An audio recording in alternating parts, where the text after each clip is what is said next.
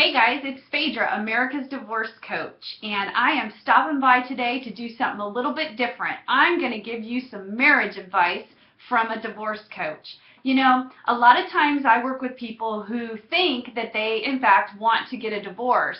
And in working together, they ultimately find out that they don't want to get a divorce and that they just needed to change how they were thinking and how they were operating. And we've actually seen families reunite. And it made me realize that there's some important information that you could use to help prevent needing my services.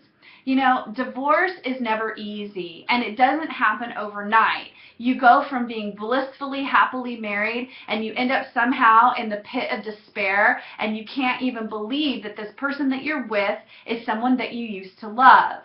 And I want to tell you that there is one thing I believe getting in the way of you and having a successful marriage, and it is your ego. It's your ego, it's their ego. And oftentimes, as people are going through the process of falling out of love, it's the ego that gets in the way and keeps people from being able to reconcile. I know I had to go through that myself, and I had to come to that realization after I was divorced that my ego prevented me from either forgiving or modifying my behavior because I didn't think my husband at the time was invested in our relationship. You know, marriages do not fall apart overnight. You go through stages.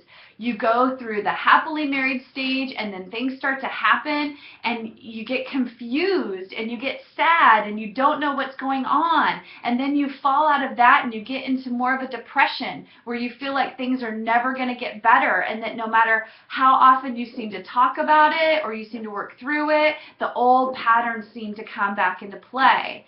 Ultimately, you go into what I call the pit of despair, where you just don't care anymore. You aren't in love with your spouse anymore because the damage is too deep. That's the danger zone. But all along the way, from the top of it, where you're happily married and you can fight and make up and everything's great, all the way to the pit of despair, the ego is what gets in the way, because the ego is what gets hurt when they let you down. The ego is what tells you and whispers in your ear that you don't matter to them, or that you don't need to apologize because you're always the one to apologize. It's the ego that prevents you from seeking marriage counseling, from getting real and honest about the things that you do that suck and you need to stop doing, or the things that they do that suck that need to be confronted.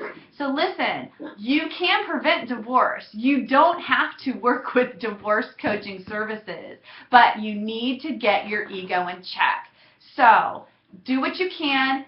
See how you are dealing with your ego when you're fighting with your spouse, and see if the ego isn't something that is getting in the way of you and a happy marriage.